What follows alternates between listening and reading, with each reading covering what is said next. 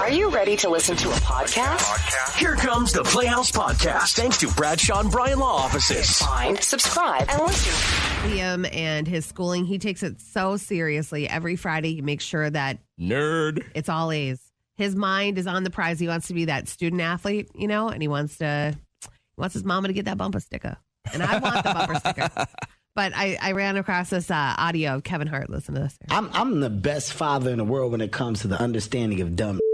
I say this humbly. I remember me and my son had a conversation. He got a C. It was like a C minus, a C plus on the subject he was struggling. He was like, "Dang, man, I got a C minus, a C plus." I gave him a high five. He was like, "What?" I said, "Hey, man, I'm going to keep it real with you, son." I wasn't pulling that. I said, that can go on the fridge if you wanted to. Now, I'm not telling you. So I know that you guys have always had... What's the GPA that the rule is you have to pull a B average if you want to be an athlete. That's just the rule. That was my parents' rule. My wife didn't grow up that way, but I thought it was really strong that we needed to tell them. Here's the deal. I played ball with too many dumb athletes. Yeah. And it really always disappointed me. And not like disappointed me like when your kid screws up, but it was like, this is so stupid to be. Why don't you concentrate more on school? Like, you know how many people are actually going to be professional athletes? Like, I know. Like a tenth of a percent. I got to keep my kid's dream alive. In his mind, he's playing college basketball. But I'm like, listen, if that falls short, don't you want to be one of those smart cookies that can do whatever you want? And regardless, so he's on board. At 70, you got to be smart. Yeah. You're not going to be an athlete anymore. You're probably not going to be an athlete into your 30s. I wish, I said to him, I'm like, I'm so jealous of your work ethic in school. Like, I did not have that. And my mom was a teacher. I don't know if my sister and my brother had it. I don't know how they did. They went to a private school. I went to a public school. They seem a lot smarter than you. Do they? Yeah. They speak when I talk French to them. and yeah, they're doing well. They seem bright. But I do like, it's weird when your kid is better than you. It's a weird spot to be in, right? I always thought that, though. That's what I wanted. That was goal number one. Too. I wanted my children to be better than me. I've always said that to my wife, and she's got this. She's way more of a nurturer, where I'm more of I look 100 years into the future, and are my kids going to have a better legacy than I left them? That's what I look at. It's maybe the wrong way of looking at it, but I always wanted them to do better than I did. That was never a takeaway. I never wanted them to be like, Yeah, I was. I'll never show him that I'm proud of him at all because I just can't show all my cards. Yeah. But either way, I just thought that audio was funny because, maybe you did pull a C average, a D, and then your kids are pulling A's, and it's just like, it puts you to shame. I just like when they've done stuff you haven't. Yeah. You know what I mean? Like, I remember the first game my son had, like a 5-hit game in baseball. I was like, I never did that. Like, I think that is so awesome. And I think kids really can grow from that stuff because, because as parents, you've got a Mendoza line, whether it's grades, the arts, athletics, whatever the deal is, you've got a Mendoza line. And once they surpass you, if you're not humbled by that, but then super proud of that, then I think there's something missing there. Yesterday, my son passed his driver's test, first take. Shut up. Yeah. Really? Yeah, my wife drove him up there. Good Next for thing him. you know, she texted me. She's like, he passed. He's so happy. And his poor picture. Oh, God. He looked like he had just gotten off a stagecoach with Jesse James, and they had robbed everybody. Yeah. He had that mean, happy look on his face. Sure. And I'm like, oh, that'll play well for the next couple of years. Because how often do you get your picture taken? Is it at 4? I think it's every 4. So is he driving himself to school today? I think today's his first day. Yeah, I think today. Snap. Yeah. So last night we have church, and then he has confirmation classes after. So Trish and I drove, and then he drove. Last night was the first opportunity where we could just like leave him somewhere. And how is she doing? I think she's fine with it. Remember, it's our third. So we're a little bit weathered to it, but I'm telling you, with hockey season right around the corner and some of those games and practices go until 9 or 10, this will be nice. I'm very, very happy about the fact that everybody now can drive and do what they want. So that's a good spot. So, and he was very, very happy because my older son, flunked his permit test the first time, but then passed his driver's test the first time. My daughter hit the permit test, no problem, but then flunked her driver's test. So he's like constantly a competitor. He's like, I'm going to be the first one in our family to pass the permit test and the driver's test at the very same time, the very first take. And so that was his competition. Won't live it down. Yeah, they won't live it down. That's it. And I'm sure he texted them all already. But he was very, very excited about that. So that was kind of the hot spot in our day yesterday. Got in a good workout. And then my wife had the dog groomed. Yeah. And apparently we have a golden doodle, and we went too long without getting her groomed. So they basically shaved her bald. Oh, God. But did they leave her face? Because that's the best. A little bit, but it's so, everything is so, like, we thought our dog was a big dog. Yeah. And they shaved it down. I'm like, this thing is malnutrition city. Like, you can see its ribs and stuff like that. I'm like, oh my gosh, that poor dog. And like, I don't want to be around it when it's like shaven down now. All the other dogs are talking about her. It looks weak. Not good. It's really a bad look for our dog. And I could tell my wife is wanting to be like, sympathetic to it and stuff. Yeah. But it just looks like, it's just too skinny. It looks like meth dog. You know what I mean? Like it's just been not eating. The woke people out there are not going to be happy with you skinny shaming your dog. Yeah, well, it looks better fat. Have you already put your boat away? Yeah, it's on land. It is? Like, who does it? Like, what's the Little process? Crow Marine in Spicer. They come pick up my pontoon, and then they winterize it, and then they store it. And then they bring it back out in the spring. Oh, that's pretty incredible. I had a cousin who had his boat stolen from him. I know wasn't that a worry of yours last year? You drove by and it wasn't there. Yeah, worried it wasn't there. It was my wave runner. I drove by and it wasn't there, and I was like, wait, where is it? Where is it? And they just hadn't gotten it out of storage yet. Yeah. Well, he had his boat stolen from him, and then they all thought that he had passed away. All the people that were involved in taking his boat. Really? And it was a huge deal, but he's a mariner. Like, there are rules. He's from the East Coast, and there are rules of the sea that us inlanders, we have no idea about. And so they were just, I guess, following the code of the sea with this boat, and they had taken it, and to their knowledge, they had no idea that he was still alive. And so he had found himself on this island, and he was trying to talk to people and see if they had any recon, any intel on who had taken his boat, how he can get it back. And then he found this guy who made swords and Jeez, I don't know what is that called? Do you know when you're like a blacksmith? Yeah. It was his craft, but he's like, how do I know you? How do I know you? And he's like, my dad used to be a pirate. And he's like, no way. Arr. I know your dad. That is crazy. And so they got together, and this other guy was in love with this girl that was a royal. And so she was way out of his league. And so they were just trying to focus on getting this guy's ship back. And, after a while, they thought that maybe their efforts were lost. And so they just, can you take that phone call, please? Because I can't talk about this anymore because I forgot the rest of the movie. Hey, good morning. How are you? Good. How about you? Good. Help us, please. Please. Is it Pirates of the Caribbean? It is. Okay. My favorite movie. You know what? I watched it the other night with Liam, and then I dozed off and I forgot the rest of it. I saw that they had fallen in love. Oh. But you know what I found on Netflix is the Johnny Depp Amber Heard trial. Oh my God, it's the funniest thing. Just go to the part where he talks about her crapping in the bed. That's the best part. Yeah, that's what I watched yesterday, and he called it a coiled dookie. And it was, if you have time to watch it on the treadmill or something like that, you have to just check it out because it's all the behind the scenes and his smirks, and it's cut down for you to enjoy. It's funny. I did catch it live. I was watching an attorney doing live coverage on it, and some of it was just hilarious. Yeah. So I didn't get to see it. I just kind of close towards the end, so I didn't catch him on there. So yeah.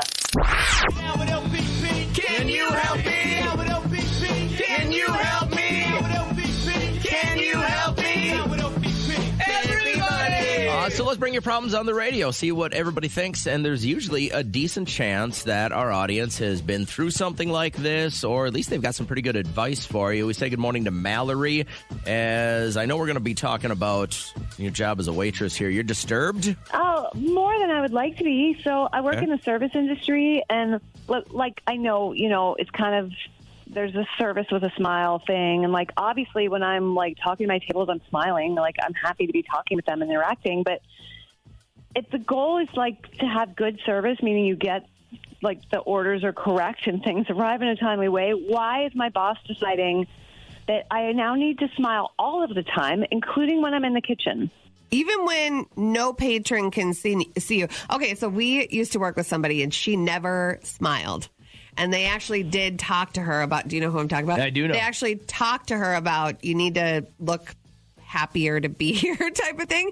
But, I mean, she's behind a computer all day. So they want her to, like, maniacally smile and type on the keyboard the whole time. I think that's a lot to ask. Are you getting your orders correct, though? Like, are you doing your job? Yes, I do a great job, and my tables all love me.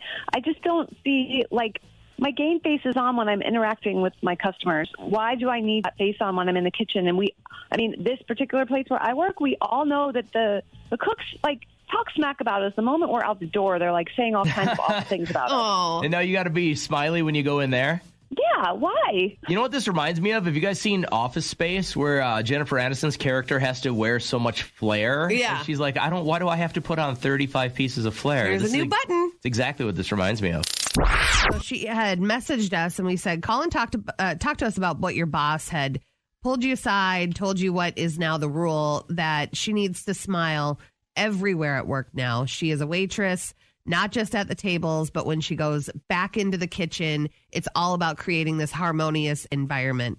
And I just do think that it is circumstantial. It's where you work and what you do. If you're sitting in a cubicle, I do not think that you are expected or should be expected to smile. If somebody is exchanging a pleasantry, yes, you have to be pleasant. You're at work. You have to be a nice person, or else you end up in a meeting that you don't want to be in. So do you think it's necessary for her to have to smile everywhere? Kim, I guess the big question I would ask is, would you tip less if your waiter or waitress wasn't smiling? Your service is fine, but they're just not smiling. Ooh, I think so. Really? She doesn't get any of your order wrong. Your water never runs out. Food is there lickety-split, but she's just, like, not smiling. You're going to tip her less? I guess I don't know. I'm not sure what I would do. It's a weird one, It would right? bother me. Yeah. It would bother me, too. I would wonder, like, I think that when it comes to that kind of service, a smile is needed. There are other services, like, I don't know, you go in to pay your cable bill or something like that, or get something fixed. I don't need someone cheesing the whole time, but I need a pleasantry, you know? Right.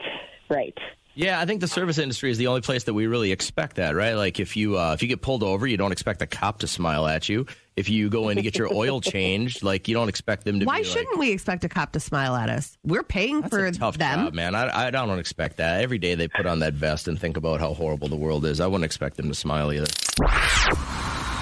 What's trending? What's trending? I think there are several stupid questions out there, but today is Happy National Ask a Stupid Question Day, which is going to be good for everybody because now you don't have to feel self-conscious until tomorrow. So in your mind, what's the last stupid question that someone has asked you? Or what's a stupid question in your mind if you had to think about it? Usually a stupid question is when people call the show and they say, well, do I have to be on the air? Mm-hmm. And you don't have to, but that's kind of what the show is. But that's okay if you don't want to be on the air. Obviously, But then what are you lead with calling that. for? Maybe they just want to chat. Maybe they don't want to hear their voice. You on the just want to radio. chat with me? You don't have any friends or family? Like, They're talk not to calling those for you. people. No. It's an entertaining show. Yeah. That's what it's about. We get that a lot. Like, well, do I have to be on the air? Well, no. I know I'm going to miss the stupid questions when they're gone, like when Liam goes to college and those rides home when we're idle with conversation. Then all of a sudden he'll say, like, if animals could talk, which species would be the rudest, do you think? You know, like dumb questions like that. But then you start thinking, like, probably a meerkat.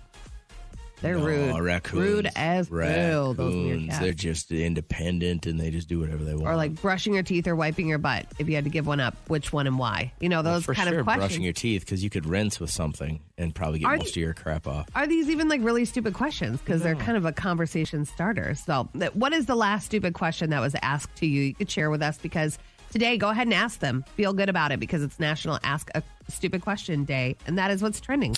I didn't really hear what the details were or how they reached their agreement, but apparently the writers and most of the actors will be back to work relatively soon. With that change, though, you're noticing a lot of streaming services, whether it's Hulu or Netflix or Prime or however you stream your favorite TV shows, are adding a lot of old stuff back.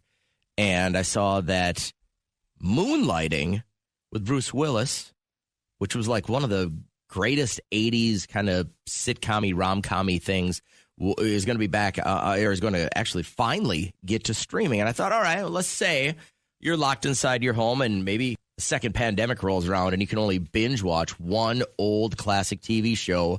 What would yours be? Me? Yeah. I'm going to say Brady Bunch. Here's the story. I have a lot of really good feelings with this. I would go home and watch this with my sister. We'd watch it with our grandparents.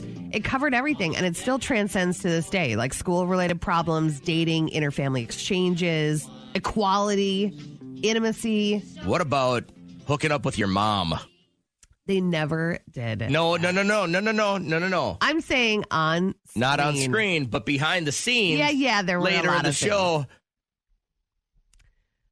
Yeah, I got it. It's hard Barry for me to Williams. turn. It's hard for me to turn that off. But you know what? The segment after the last commercial break, you always learned was worth the wait, because that's when the payoff happened. That's when everyone learned their lesson. That's where they all hugged. They said, "Thank you, Alice, for all of your hard work around the house." Pork chops and applesauce. You know, I can't hear that pork chops are on the menu without saying pork chops and applesauce. Is that, Do you remember I don't remember that. You don't remember that episode? I do remember how bad it got when they brought the weird-looking cousin in, though. Oliver. Yeah, right. Yes. Don't talk about Oliver with me. Paige had texted in Golden Girls. I would watch it. That's got to be streaming somewhere. For me, it's very, very simple. There was one show and one show alone that stands above all the rest. And it has to do with them darn Duke boys and Daisy. Just a good old boy. How did you even relate to this? You didn't live even an ounce of this lifestyle. Well, they lived listen, there was one small thing that still to this day I think is such a cool look. All right, the Duke boys, Bo and Luke, both had different flannels on. Yeah. Jeans, though, belts, and you know what was part of the side of their belt? A gun? A knife. Oh. They had a knife in a knife holder. They always were prepared to cut something. Like myself. To cut something. Always ready. And then they would always escape from Roscoe P. Coltrane. Why would he even keep trying? And then they had their cousin's name was Cooter. Was it Cooter or Pooter? No, it was Cooter. Oh. It was Crazy Cooter. All right, we got which it. ended up being Kat's nickname in college. So if you could stream just one show that probably isn't streaming right now, what would you suggest? John Olson says The Love Boat. Oh. What was that about? So the Love Boat was, so like you're going to go on a Norwegian cruise line now? Yeah. But it was only people looking for love. And they always had the same bartender. They had their token black guy, who was Isaac, the bartender. And did he help people through problems because he was like wise and heard it all? Or what I think would happen, and somebody will probably correct me on this, but if I remember watching this, he would be the bartender, and you'd come up and like you'd be like, Isaac, I'm just never gonna find love, and then he'd give you some sage advice. Yeah, and then you'd have your drink, and next thing you know, clarity, love. It strikes you right up. So the captain was Captain Stubing. Okay. And then his daughter also worked on the boat. They had a doctor on the boat. Wasn't that daughter famous? Wasn't it? Well, yeah, she was a famous actress for a while. Silence of the Lambs? Wasn't it her? Jodie Foster? Wasn't it Jodie Foster? I don't think so. Oh, okay. I could be wrong, but I don't think so. But I remember they did have a doctor. Oh, and then they had I think his name was Gopher. I think they actually called him Gopher. Oh. And he was kind of like the little whimsical, funny guy on the boat that would always be kind of getting in trouble, and he'd always be the punching bag for the jokes and stuff like that. Yeah. It's all coming back to me. I think this was on, when I was growing up, it might have been on like Saturday nights. Don't touch that button, Tanya. So I think it was, no. I'm watching my stories. I'd always, like my mom and dad would always make us take a bath or a shower before church on Sunday. Yeah. So it'd always for sure have to be Saturday night. You get cleaned up. Yeah. So you couldn't get dirty before church the next day. And I'd, get out of the shower and the Love Boat would be on. We had one TV. I love that smile. That's We how gotta old talk I about am. the Love Boat Good more stuff. often. I like it. So what would be yours? I'd love to hear yours. Last weekend was family weekend, and I have a child at each of the colleges. So my wife and I, we got back from Nolan's rained-out baseball tournament like late afternoon on Saturday, got ready and went out and kind of partied with the kiddos. It was a good time. And we're standing there, and somebody had said something about the law. And this guy turns to me and he goes, "Hey, that's my last name." Lau. And I said, "Wait, what?" Start talking to this guy. He's an off-duty cop. His last name is Law. I said, "You gotta be kidding. Show me." Pulls out his driver's license, shows me. I go, "That is amazing that your last name goes with your profession just like that." And then you had mentioned yesterday the only way it would have got better if you'd have been a lawyer. Right. Do you know anybody in the radio business whose real last name would sync up with anything we did? I guess not. This would be like if your last name was Cook and you're a chef, right? Yeah, right. So, yeah, no, nobody in radio, I guess. I just want to know if you're aware of anyone who's got a last name that almost predicts what their future is going to be, like what they're going to go into. I did go to school with a girl whose last name was Haught, Haught. Okay. And she models, I guess. She used to be so gorgeous. And she still is a gorgeous person, but models, you go through different tiers of your modeling career. And now she's like in Macy's as the mom, you know. That's a lot of pressure, though. Yeah. I mean, growing up with the last name Hot. Yeah. You have to live up to it. But she was hot. Ashley, you know somebody, right? My grandma's dentist is Dr. Payne. Oh. Her what? Dentist? Oh, no. Is it Is Dr. Payne. Payne? I think so. I'm not exactly sure. I can't, and thanks for calling. I can't imagine that. Hey, did you call the dentist yet? Yeah. I'll call Dr. Payne to see what time I can get in there. That's a bad one. Sounds like a wrestling name. Oh, right. Lay the smackdown on you, Dr. Payne. It's our friend New York. Who do you know, man? Give us something. Real quick, you were talking about the cops letting the law. Yeah. Well, I went into the field, sociology and psychology, preferably more so mental health and drug and alcohol addiction. There was a woman in our class, name was Mary Jane. Oh, Schaefer. no. Oh, my God. No way. Mary Jane, the weed and then the Schaefer beer. So it was hysterical. And she wound up getting her CADC, which is a certification in addiction counseling. Wow. Yeah, this was in Illinois. But what a... the name was like kind of fun, and in class we would do these skits and stuff. And I love you, Mary Jane. Yeah, great one. So she played the two roles, the alcohol and the drug, just with the name. We have some text. Stephanie says, my dad had his vasectomy done by Dr. Love. No. That is so funny. Sarah points out that Lucy Lawless played Xena, the warrior princess, who was basically a vigilante. Yeah. The Playhouse Podcast is made possible thanks to Bradshaw and Bryan Law Offices. Catch the live show weekdays from 5:30 to 9 on 104.7 KCLD. Now, share this with a friend.